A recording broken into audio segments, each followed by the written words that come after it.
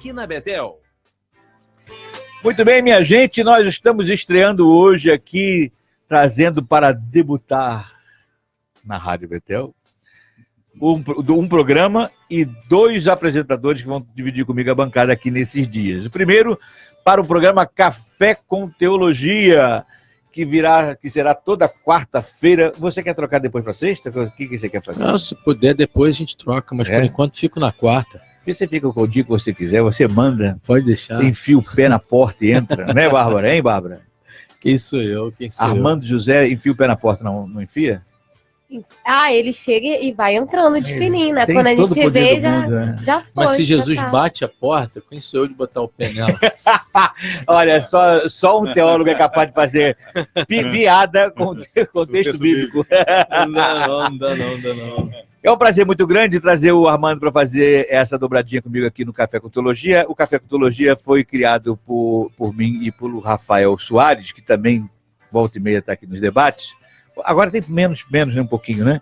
O Rafael Soares foi papai da Betina no início, há uns 3 ou 4 meses atrás, não lembro exatamente quando. E por conta de ser pai novo, está ocupado, não tem como dividir comigo a bancada. A agenda é extremamente lotada. Agenda lotada, fralda lotada, tem tudo. Sem sono, sem tempo, sem nada. E aí ele declinou da possibilidade de vir, e aí então concordou comigo de chamarmos o Armando José para fazer essa parte, fazer essa dobradinha comigo. Bem-vindo, Armando José. O Armando José já é extremamente conhecido pelos ouvintes da Rádio Betel, faz conosco aqui o debate, divide a mesa com a gente. Sexta-feira nós participamos de um debate terrível, né? Pegou fogo. Pegou fogo aqui, o debate que ninguém nem conseguia entender o que a gente estava falando, porque todos falavam ao mesmo tempo, 5 pessoas na bancada, você imagina, né? Parecia conversa de índio.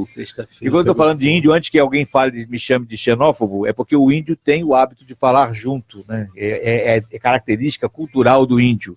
Já é multimídia desde... Eles sempre foram multimídia, muito antes da gente, né? São muito mais rápidos. Eles conseguem entender 2 pessoas falando ao mesmo tempo. Nós é que somos atrasados. Enfim, o Armando José vai dividir comigo esse programa. Depois vou mandar para você a vinhetinha do Café com Teologia, porque essa vinhetinha já é antiga. Mas é um prazer, Armando, ter você aqui para dividir esse programa com a gente, esse quadro. Porque o Café com Teologia tem a ideia de trazer a teologia para um âmbito mais popular, um ambiente mais popular para um café. Uma coisa mais frugal, uma coisa mais simples, em vez da gente ficar discutindo com seriedade, uma coisa que é tranquila. Quem conhece o Café com Teologia, do canal do Café com Teologia, que a gente tem lá no YouTube, vai lembrar que todos os nossos episódios se passavam à beira da piscina. É verdade. Pessoas passando atrás, pessoas passando na frente, Ambrelone caindo. Rafael de óculos escuros. De óculos escuros. Jansen todo vermelho. Era completamente à vontade, porque era um bate-papo, como quem está batendo papo num lugar comum. Como nós não somos de frequentar, não habitualmente, botequim, então fizemos à beira da piscina, né? Podia ser também em outro lugar qualquer, mas na beira da piscina nos pareceu mais... agradável. Fala, eu acho que por algum erro sobre questão histórica propriamente, né, a questão voltada aos monastérios, a ideia da teologia por parte do povo, não só da igreja evangélica, mas o cristianismo em geral, o povo ele se sente muito distante do que são as reflexões teológicas, que dentro dela tem os elementos filosóficos também, e a teologia é algo comum, a teologia é algo que nasce com a gente, né? É verdade. A questão da teologia natural, de você ver as coisas, interpretar aquilo. Os céus declaram. Exatamente. E eu acho que é um dos motivos de desafio da igreja ela voltar a ser teológica, né? Óbvio que você tem várias páginas da teologia, tem várias escolas teológicas, mas o empobrecimento do conhecimento que se dá a partir da palavra, ele hoje é claro, ele é notório. E aonde tem o vazio do conhecimento, obviamente você vai ter as atitudes de barbárie. E é o que a gente percebe muitas vezes. A gente percebe coisas que surgem do meio da igreja por uma interpretação errada de 2 Coríntios, quando Paulo diz que a letra mata e o espírito vivifica, ele não está falando da letra pelo estudo, ele está falando da letra quando concernente à questão da lei. Então a gente acaba tomando uma atitude preguiçosa de não querer rebuscar mais, perguntar mais, avaliar mais. Então essas essas consequências, elas doem. Elas E não depois doem vai orar, agora, né? mas dói Senhor, depois. ensina-nos a tua palavra, mas não lê. Pois é. Não adianta nada. Uma vez um rapaz estava falando, poxa, mas estudar teologia não te leva a nada. Eu falei, mas dependendo da tua oração também não leva a nada, porque Pelo uma amor de oração Deus, como? vazia... Mas como estudar teologia não leva a nada, se é exatamente no conhecimento teológico que você se depara com as maravilhas de Deus, com a grandeza de Deus. Eu puxei o texto propositalmente. Os céus declaram a glória de Deus. O salmista está espantado, né? Sim. Ele está entusiasmado, ele está embevecido com aquilo E que ele está ontem eu vendo. pensei sobre isso. Eu gosto muito da freguesia, né? Por conta disso. Da gente ter a possibilidade da amplitude. A gente vive em cidade.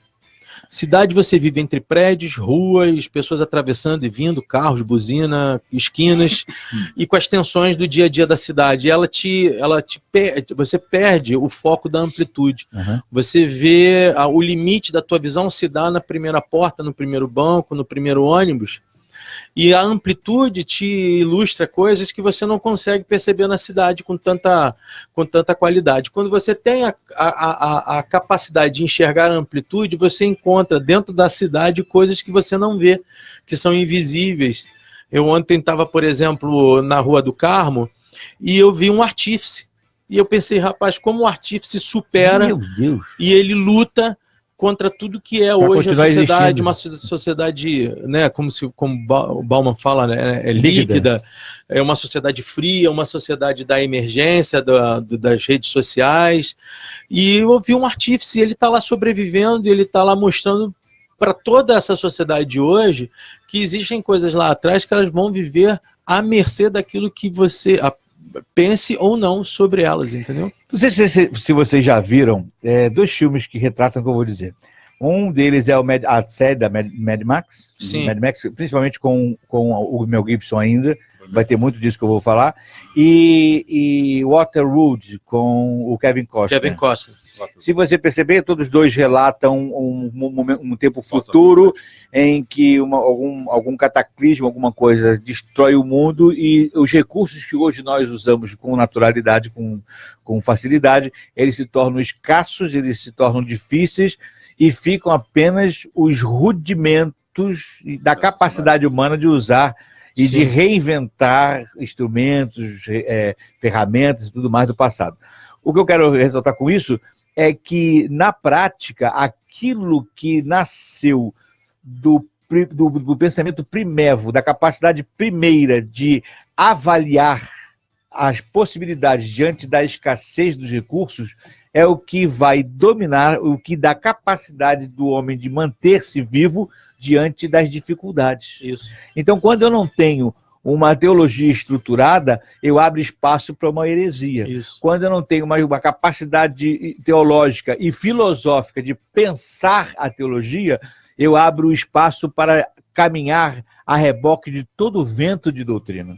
E quando Paulo fala sobre vento de doutrina, ele está falando daquilo que é passageiro, daquilo que vem, vai fazer você sentir, perceber, mas ele vai embora. Do que não tem consistência. Porque não é consistente, porque não é ambiente, é um vento, é passageiro. E como é que a gente muda isso nos dias de hoje? Trabalhando para que as pessoas entendam um pouquinho mais da teologia no Café com Teologia. É isso aí. Eu costumo dizer para todos que a teologia ela não tem campos com os quais você não possa entrar. Você tem que entrar em todos os campos. Claro. Você tem uma formação protestante. É uma forma de ver as coisas. Uma cosmovisão Você cristã. tem uma formação protestante, mas vai buscar o pensamento de mestre Eckhart, vai ver como Agostinho pensava, Tomás de Aquino. Se você é católico, procura compreender alguns processos inseridos na Reforma, mas não apenas na Reforma, na teologia do século XIX, mesmo no liberalismo, até para que você tenha construção crítica para negar algumas coisas. Né? E eu tenho cuidado de estar falando isso para não ficar muito distante do ouvinte que está aí, que não tem essa ligação toda. Para você, ouvinte, a primeira coisa que a gente não pode ter dentro de um complexo do aprendizado da palavra, por exemplo, é o preconceito. Preconceito com qualquer coisa. Isso não quer dizer que existam coisas que sejam completamente livres e outras não. Eu não estou dizendo isso.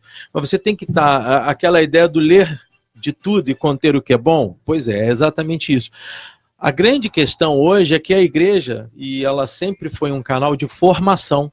A igreja, na sua história, ela foi alfabetizadora, ela criou escolas, mas nos últimos anos, assim, nos últimos 30, 40 anos, nós tivemos um baque muito grande, onde aquilo que o Jansen acabou de falar, que é os ventos, né? Entraram ventos na igreja que tem cara de evangelho, tem corpo de evangelho, mas eles não são evangelho. E por não ser evangelho, e eu não estou falando do evangelho do evangélico, eu estou o evangelho da boca do Cristo. Por não ser da boca do Cristo, eles nos trouxeram prejuízos imensos.